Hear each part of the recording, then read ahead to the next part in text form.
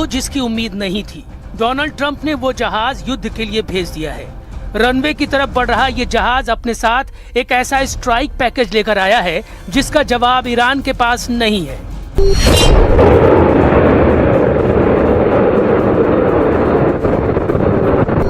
अभी तक दुनिया B-2 बॉम्बर के कसीदे पढ़ रही थी। दुनिया बता रही थी कि कैसे अमेरिका के दो कैरियर F-35 ईरान के खिलाफ लॉन्च करेंगे,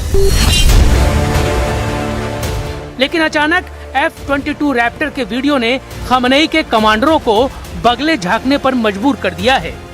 पश्चिमी एशिया की जमीन पर पहुंचते ही अमेरिका ने जंग के मायने और दायरे को बदल दिया है। क्यों F-22 को ईरान के खिलाफ ट्रंप का सबसे खतरनाक कदम बताया जा रहा है, इसे बहुत गौर से समझिएगा, क्योंकि इस जहाज की तैनाती का मतलब है कि अब डोनाल्ड ट्रंप ईरान के साथ रूस और चीन से भी लड़ने को तैयार है।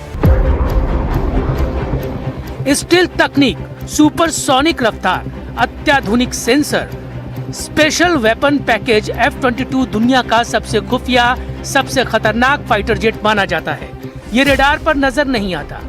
2400 किलोमीटर प्रति घंटे की रफ्तार के साथ ये जहाज बिना रिफ्यूलिंग के 3000 किलोमीटर के दायरे में उड़ सकता है। इसका रडार 400 किलोमीटर दूर दुश्मन को देख सकता है, लेकिन इसकी सबसे खास बात इसकी स्टील्थ तकनीक है, यानी अभी तक कोई ऐसा रडार नहीं बना जो F-22 को ट्रैक कर पाए।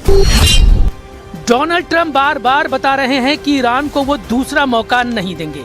ईरान के आसपास अपनी वायुसेना का जाल बिछा रहे हैं डोनाल्ड ट्रंप। अभी तक F-35, F-15 और सुपर हॉर्नेट वाली ताकत दिखा रहे थे, लेकिन अब F-22 की पावर दिखाकर ट्रंप ईरान के आसमान पर ऐसा राज कायम करना चाहते हैं जहां उनकी वायुसेना को चैलेंज करने वाला हर एयर डिफेंस सिस्टम दम तोड़ देगा। ईरान की वायुसेना पहले से बहुत कमजोर है। उसके पास F-22 का मुकाबला करने वाला कोई जहाज नहीं है और जमीन पर मौजूद हर एयर डिफेंस मिसाइल भी इसको छू नहीं पाएगी। ये गारंटी ट्रंप को उनके वायुसेना कमांडर ने दी है। F-22 को तैनात करने का मतलब है फुल एयर सुप्रीमेसी, यानी पूरी तरह से ईरान के आसमान पर कब्जा, जिसमें ईरान की हवाई ताकत शून्य रह जाएगी। युद्ध में इस्तेमाल हुआ तो ये 3 मकसद पूरा करेगा। पहले ईरान के आसमान पर एक छत्र राज, दूसरा ईरान के एयर डिफेंस को तबाह करना, तीसरा JDAM जैसे बमों से हाई प्रोफाइल टारगेट हिट करना, और चौथा ईरान के आसमान की निगरानी करना, इंटेलिजेंस इनपुट जुटाना, यानी उड़ते हुए खुफिया जानकारी इकट्ठा करना। ये 5वीं पीढ़ी का स्टेल्थ फाइटर जेट है।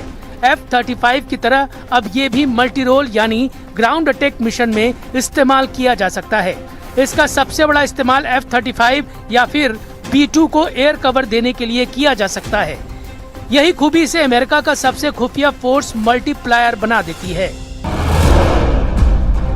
वहीं ईरान की ताकत उसकी वायुसेना में नहीं बल्कि मिसाइल के गोदामों में है, जिसकी जद में पूरा पश्चिम एशिया है।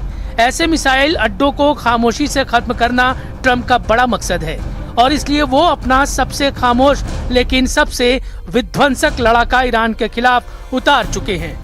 ट्रंप की कोशिश होगी कि पहले ही वार में वो ईरान की पलटवार करने वाली ताकत को खत्म कर दें। They've already developed missiles that can threaten Europe and our bases overseas, and they're working to build missiles that will soon reach the United States of America. After Midnight Hammer, they were warned to make no future attempts to rebuild their weapons program, and in particular, nuclear weapons. Yet they continue. Iran का दावा है कि वो ऐसा पलटवार करेगा जिसमें उसकी मिसाइल तेल अवीव को टारगेट करेगी। यही मिसाइल ईरान की ताकत है जो इजराइल के लिए बहुत बड़ा चैलेंज है। इन्हीं मिसाइलों ने 2025 में इजराइल को हिला कर रखा। क्या 2026 में यही मिसाइल नेतन्याहू को दहलाएगी? तेल अवीव, हाइफा, अशदोद, नेवातिम, एश्केलॉन। ईरान के टारगेट पर अब इजराइल का हर वो शहर और मिलिट्री अड्डा है जिसको उसने जून 2025 में बख्श दिया था।